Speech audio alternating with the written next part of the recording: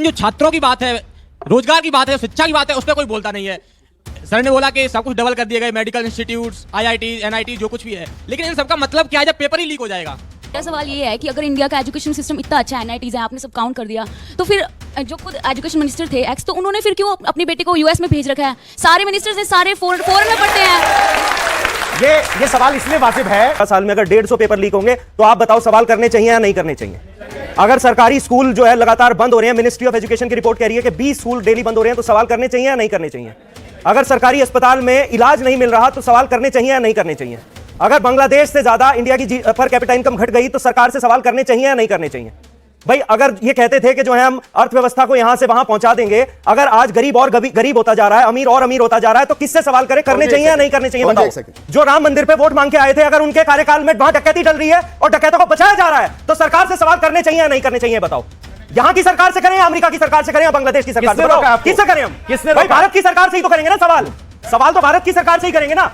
अगर हम उनसे सवाल करें तो फिर वो किसान अगर सवाल करें, जब 1000 किसानों ने गाजीपुर बॉर्डर में यहां से 10 किलोमीटर दूर शहादत दी, जब 3 काले कानून लाए, तो किससे सवाल करते किसान? ये बताओ ना। MSP का दाम देने की बात करके आए थे, आज तक उन्हें दाम नहीं दिया। आय दुगनी करने की बात करके आए थे, आज तक उनकी आय दुगनी नहीं करी। अगर वो सवाल करें तो क्यों उन्हें खालिस्तानी बोला, क्यों उन्हें आतंकवादी बोला और क्यों उन्हें आंदोलनजीवी बोला? राहुल गांधी बोले मनुस्मृति गलत है। मैं राहुल गांधी जी इतना तो उनमें दम हो गया कि मनुस्मृति को गलत बोल दिया, मैं उनका क्या बोलूं, लेकिन उनमें इतना जिगरा या उतना दम है कि बोल सके हिजाब गलत है, क्योंकि वहां पे एक लड़की ने स्कार्फ की बात की थी। राहुल गांधी को मैं चैलेंज करना चाहता हूं, अगर वो उसमें हिम्मत है तो वो बोले हिजाब गलत है, क्योंकि वो भी लड़की के सम्मान की बात है। तो चलिए शुरू करते हैं।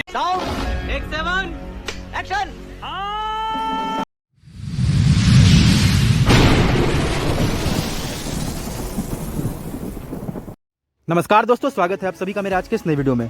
दोस्तों आज के डिबेट में जनता ने और एंकर ने मिलकर बीजेपी के प्रवक्ता शिवम त्यागी को बहुत ही भयंकर तरीके से धोया है।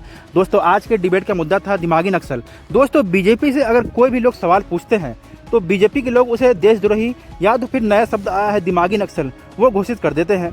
अगर आप बीजेपी से महंगाई पर सवाल पूछो, स्कूल क्यों बंद हो रहे हैं इतने, उस पर सवाल पूछो, राम मंदिर में चोरी क्यों हुई, उस पर सवाल पूछो, तो ये लोग चोरों को नहीं पकड़ते हैं, उल्टा आपको ही देशद्रोही घोषित कर देते हैं। ऐसा कहना है जनता का। तो दोस्तों आज इसी मुद्दे पर घमासान हुआ है और आप सभी ये वीडियो पूरा देखिएगा। और अगर आप मेरे चैनल पर नए हैं तो मेरे चैनल को सब्सक्राइब करना मत भूलिएगा। आइए देखते हैं, मजा आएगा। दिमागी नक्सल जब आप कहते हैं तो मोदी का विरोध करना, सत्ता का विरोध करना समझ में आता है, लेकिन आप नक्सल शब्द को जनरलाइज क्यों कर देते हैं? क्यों उसे आम भाषा में स्वीकारोक्ति दिला रहे हैं, जबकि नक्सल शब्द का अर्थ है संविधान ना मानने वाला और जो मानता हो कि बंदूक की नाल से सत्ता चलती है। भाई आप मुझे बताइए पवन जी, लाल किले की प्राचीर से 15 अगस्त को देश के प्रधानमंत्री को यह बताना चाहिए था कि 12 साल में उन्होंने क्या काम किए और क्या वो नहीं कर पाए, कितने वादे उनके जो है झूठे निकले, या दिमागी नक्सल जैसे शब्द का प्रयोग करना चाहिए था?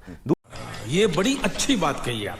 दूसरी बात, भाई अपने लोगों को तो कहेंगे नहीं वो दिमागी नक्सल, उसके लिए सबसे जरूरी है कि दिमाग होना चाहिए। भाजपाइयों में तो दिमाग का बीज भी नहीं है, तो दिमागी नक्सल तो वो हो ही नहीं सकते।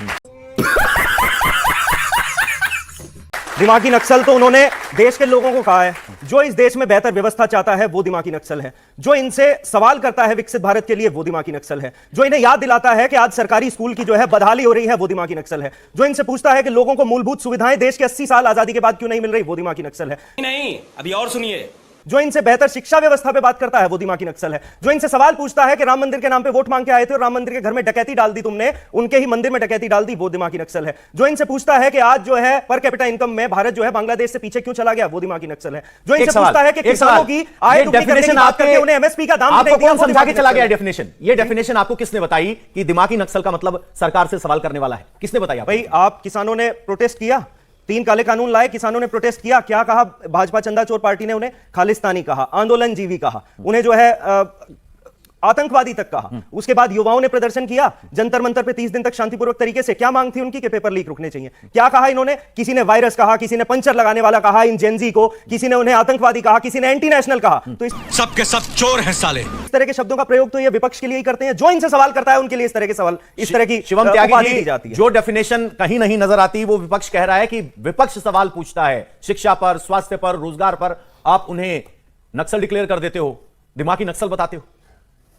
देखिए सबसे पहले इस बात की शुरुआत अरविंद केजरीवाल ने करी और उन्होंने कहा कि मैं भी दिमागी नक्सल। हालांकि ये देश पहले ही जानता है, वो ना भी लिखते तो भी पता ही है सबको वो दिमागी नक्सल हैं। पता नहीं इतना उस बात का ब्रांड करने की क्या आवश्यकता थी। दूसरा इन्होंने कहा कि भाजपा वाले तो दिमागी नक्सल जब होंगे जब उनमें दिमाग का बीज होगा। दिमागी नहीं है, दिमाग हम में नहीं है। चुनाव दर चुनाव आप हार के गायब हो होते जा रहे हो, दिमाग हमारा खराब है।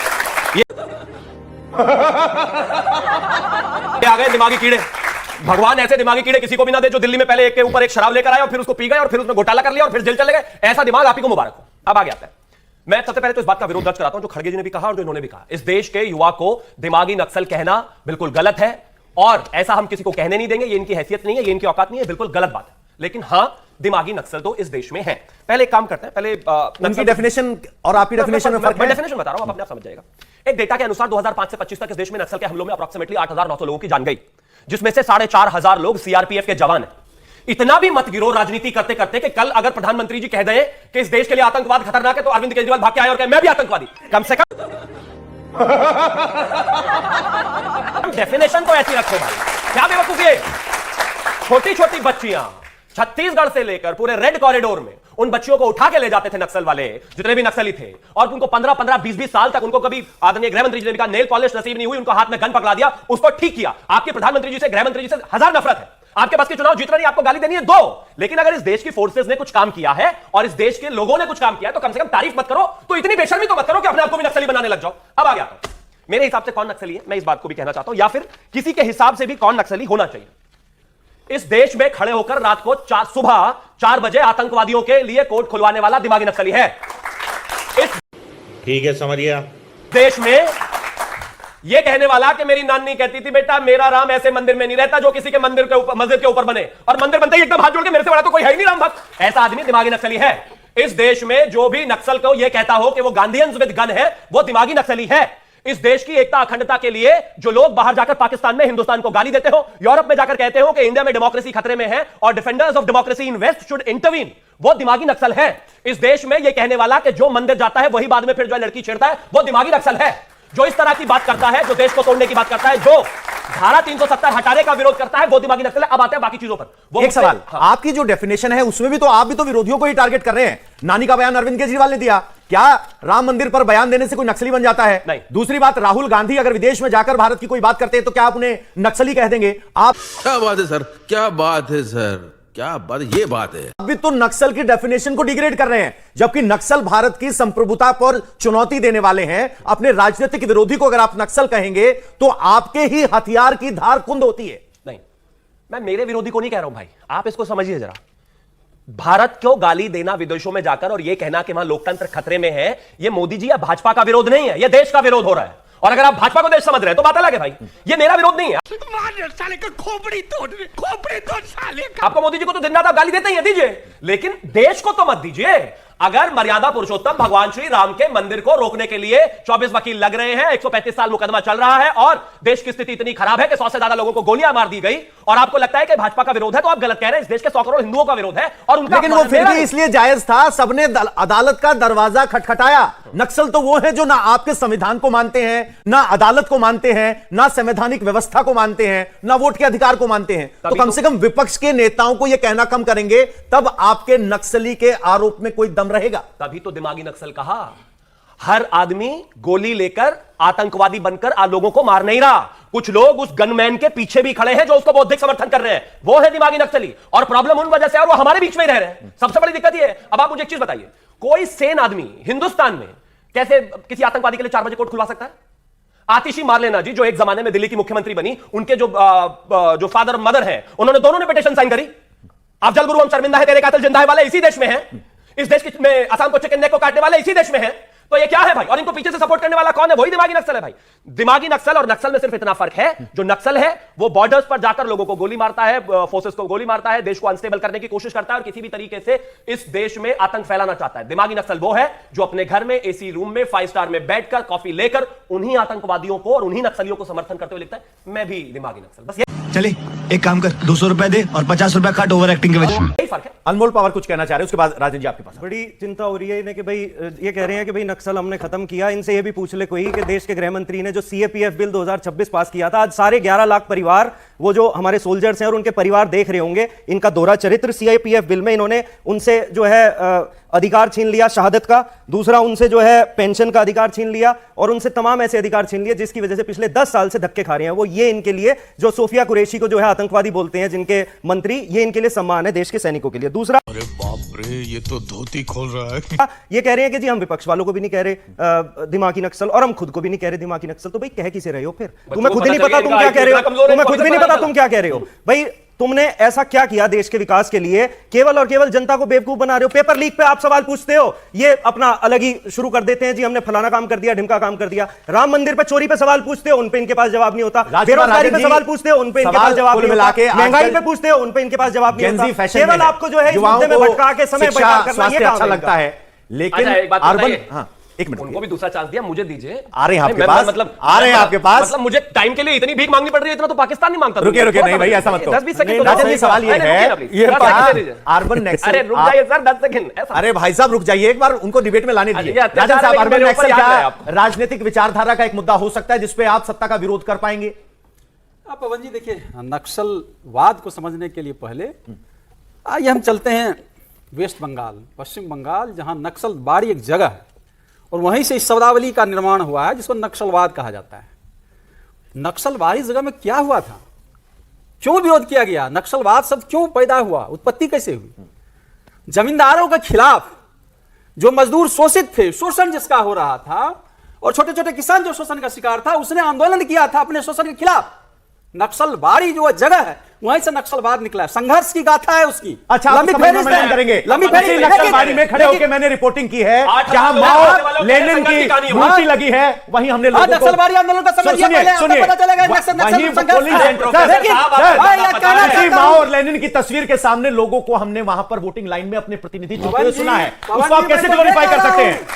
आप नक्सलबाड़ी को ग्लोरीफाई करके क्या साबित करना चाहते हैं? साबित नहीं करना चाहता हूं, मैं तो बताना चाहता हूं, भाजपा के प्रवक्ता को मैं कहना चाहता हूं कि आप जिस शब्दावली का प्रयोग कर रहे हैं, जिस जगह पर यह शब्दावली का प्रयोग हुआ है, माननीय प्रधानमंत्री जी ने जो किया है, ठीक उसके पहले क्या हो रहा था?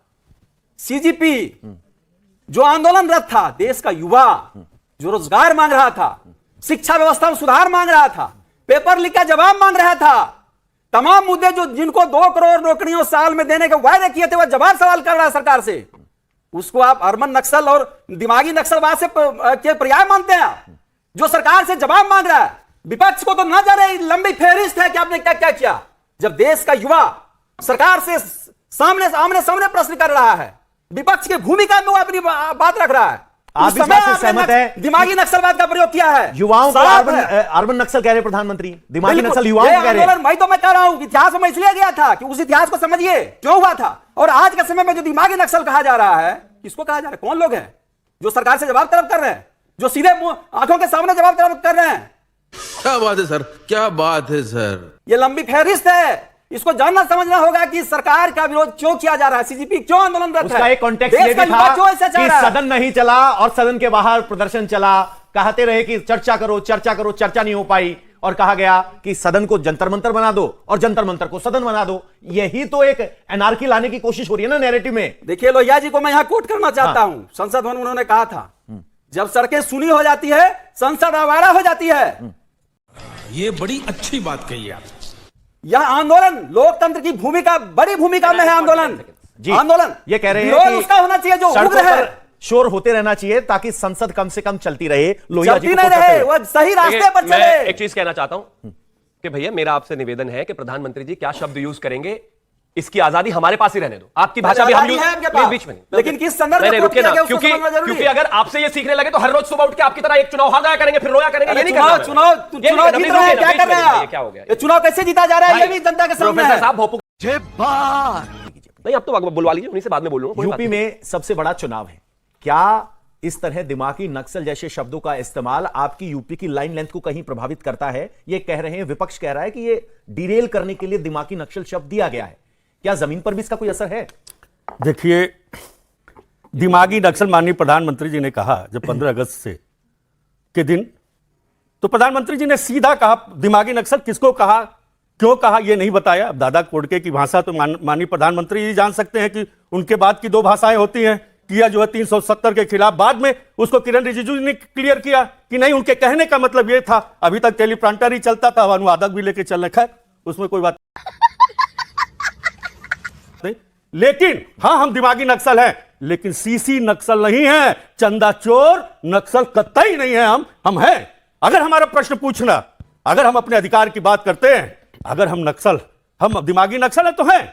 माननीय प्रधानमंत्री ने पहले भी कहा था आंदोलन करने वालों को आंदोलन जीवी परजीवी कहा था। ये क्या जाने आंदोलन को। आजादी की लड़ाई में जब ये आंदोलन में भाग लिए हो तब तो जानते होते कि आंदोलन क्या होता है। भगत सिंह ने, महात्मा गांधी ने आजादी की लड़ाई के लिए, इस देश को आजाद कराने के लिए किस तरह का आंदोलन किया था। इन्हें क्या मालूम है आंदोलन का मतलब। इन्हें ये तो नफरत का बीज बोने वाले लोग, ये तो सत्ता के लालच में अडानी और अंबानी के कदमों पर जाकर के घुटने टेकने वाले लोग ये आंदोलन के बारे में जाने। अंबानी की शादी में अखिलेश यादव भी गए थे। सुन तो लीजिए।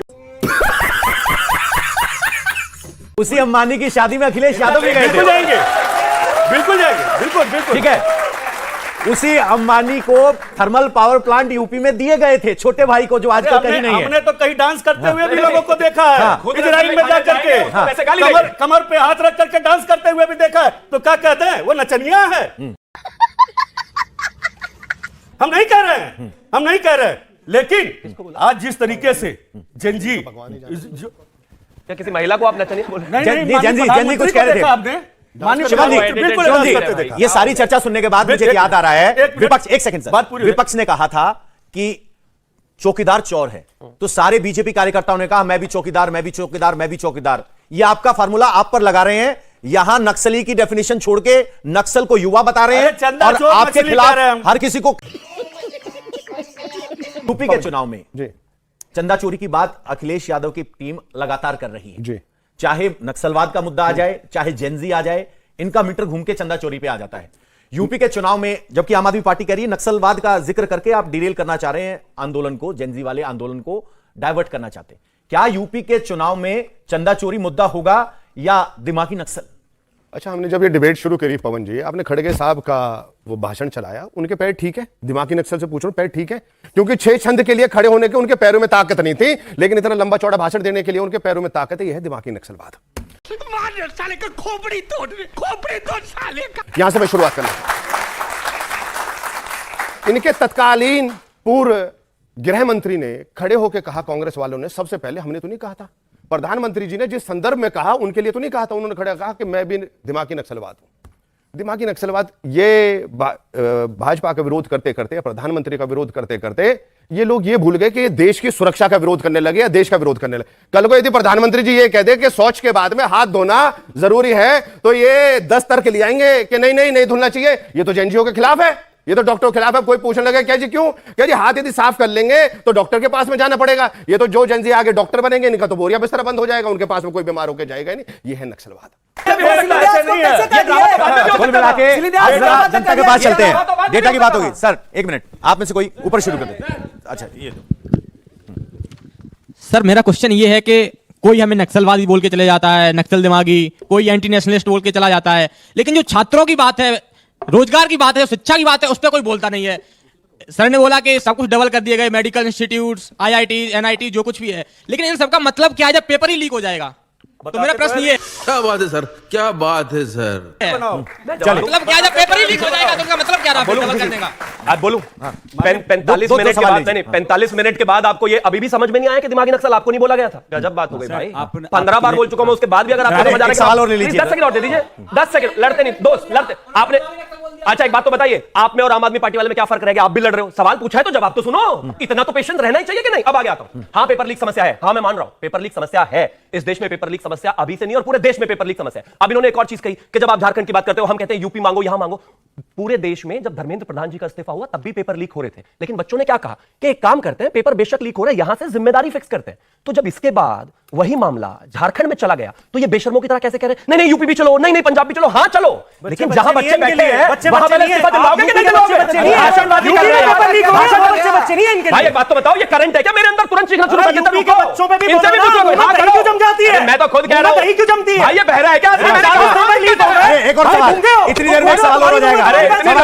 पवार साहब रुकिए जरा। अनमोल समाजवाद, अरे शिवम सर प्लीज प्लीज। अबे जनता की तो सुन लीजिए सर, इस जनता को सुनाने के लिए आए आप। बच्चे हैं ही नहीं, क्योंकि तुम्हारी सरकार है वहां। अनमोल, अच्छा, एक बात देख रहे हैं? अनमोल, एक मिनट, बच्चा सवाल मेरा- पूछना चाह रहा है, उनको नहीं जी, पूछने जी, दे रहे, हाँ। सारा दिन प्रवक्ता बने रहते हैं आप, रुकिए शांति। मेरा सवाल भाई, मोड में समाजवादी रहते हैं, पार्टी चाबी भर के से। आती अरे है। सर, रुक जाओ, सर, समाजवादी मेरा सवाल समाजवादी पार्टी से। आपने अभी टेलीपॉइंटर की बात की है। खड़गे जी टेलीपॉइंटर देखने के बाद 2 बार राहुल गांधी को शहीद कर चुके हैं, 1 बार सोनिया गांधी को शहीद कर चुके हैं, तेजस्वी जी अभी मांझी जी को शहीद कर चुके हैं, और राहुल गांधी जो छात्रों की गूंज करते हैं, बिना ऐसे देखे डाटा बता नहीं पाते हैं, लोगों से पूछ के बोलते हैं बताओ इनको क्या बोलना है।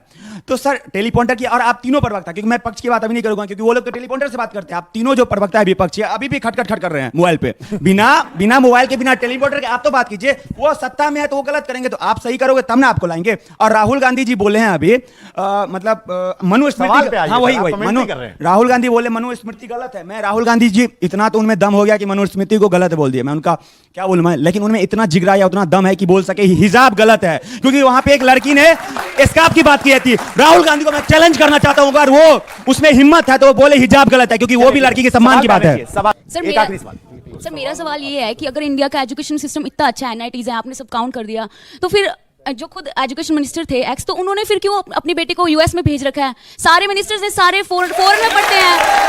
आग लगा दी, आग लगा दी, आग लगा दी, आग लगा दी। ये सवाल इसलिए वाजिब है, न सिर्फ सत्ता पक्ष बल्कि विपक्ष, जिसकी जेब अलाउ करती है, हर बड़े नेता का बेटा बच्चा विदेश में पढ़ता है। मैं भाजपा का प्रवक्ता हूं, मैं लड़ूंगा थोड़ी ना, वाकई सवाल जायज है, इसमें कहीं कोई दो राय नहीं। चाहे वो, अगर हम नेहरू जी से शुरू करें और आज तक के बच्चे हैं, वाकई ये ठीक बात है कि वो सब विदेश में पढ़े, और एजुकेशन सिस्टम का प्रॉब्लम, एजुकेशन सिस्टम का प्रॉब्लम है, ये सच है कि यहां ये बात, अब सारा नैरेटिव इस बात पर, रुके आप डिबेट मत कीजिए। तो कुल मिलाकर बात यह है कि सारा नैरेटिव अब इस बात पर है कि नक्सल की असली परिभाषा क्या है, और क्या नक्सल के कवर को लेकर विरोधियों को निशाना बनाया जा रहा है, या चैनल को सब्सक्राइब करो पहले, हाँ जल्दी करो, मुझे